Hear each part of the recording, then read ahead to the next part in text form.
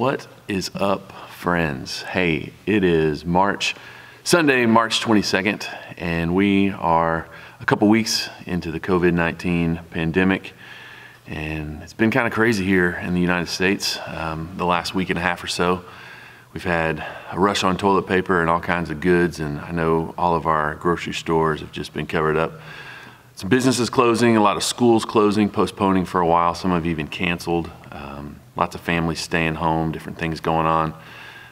Just kind of weird days, and like countless churches across our country and across the world, there's nobody here today.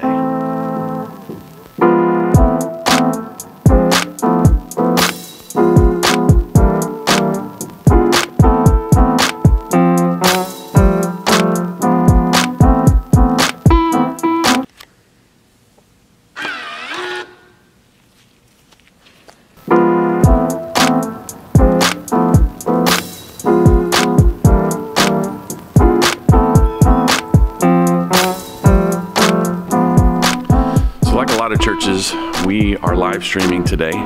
We have only done this one time, and that was last week with an iPad and a microphone.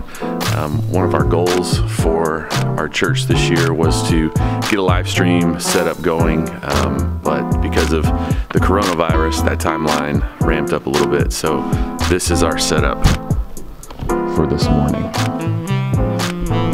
It's gonna look a little different this morning.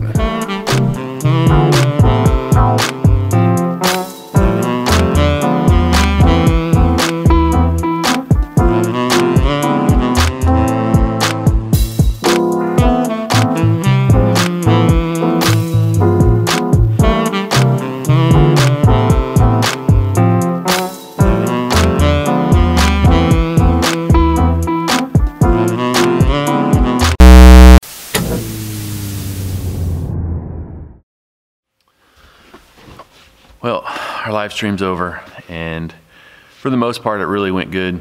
It went a little sideways before it ever even started, and my laptop, I think, was running really slow for some reason, and our live stream kept glitching in and out. And so for the first few minutes, I don't know, it was kind of crazy.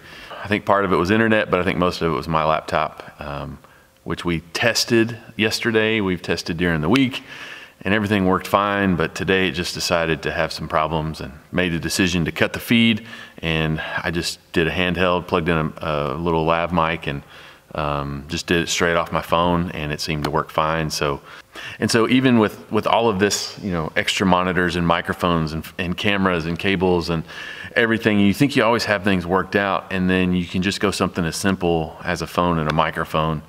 And I'm going to go back and read a lot of the comments, but I was looking at some from our Facebook Live, and man, so many people were just excited to have an opportunity to hear about Jesus and to know that our church is still there and doing things and opportunities to serve and to reach people. And it just, for me, despite the technical difficulties, it really reinforced this conversation that a lot of us have been having all week long is, well, what is church going to look like, and how are we going to do some of these things, and you know, what do we do, and just kind of this ongoing with lots of jobs and schools and different things, but with churches, you know, how are we going to get the word out, and how are we going to preach? And man, it just reminded me that the gospel doesn't change, right? The gospel has never changed. The truth and the power of God's word and the love that he has for us and that he sent his son for us, none of that changes. We just get it in a little bit different format. It might be over a phone. It might be through a conference call where we're, you know, video chatting with people from our church or whatever, or maybe even just hearing God's word and talking to people in the comments and encouraging people and praying for people. The gospel doesn't change.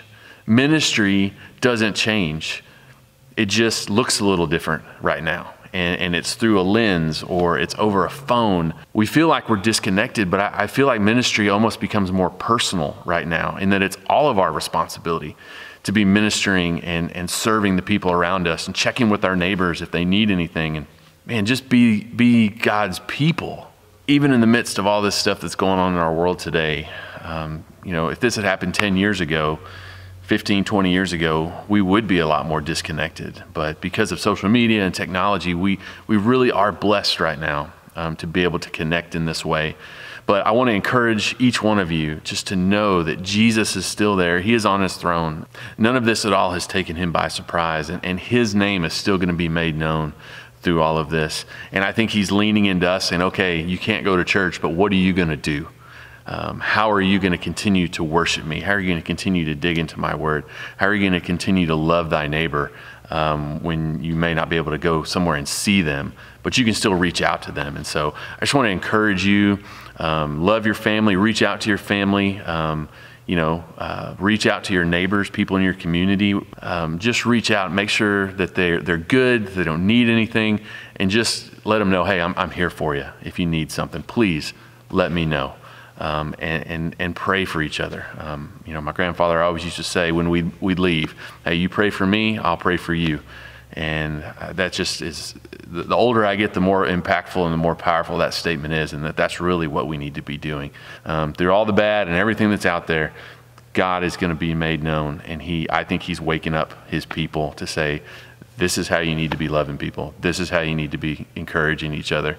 God is great. And so, hey, have a great day, and hope you got to watch a service or worship together some form or fashion today. And until the next video, remember to walk humbly.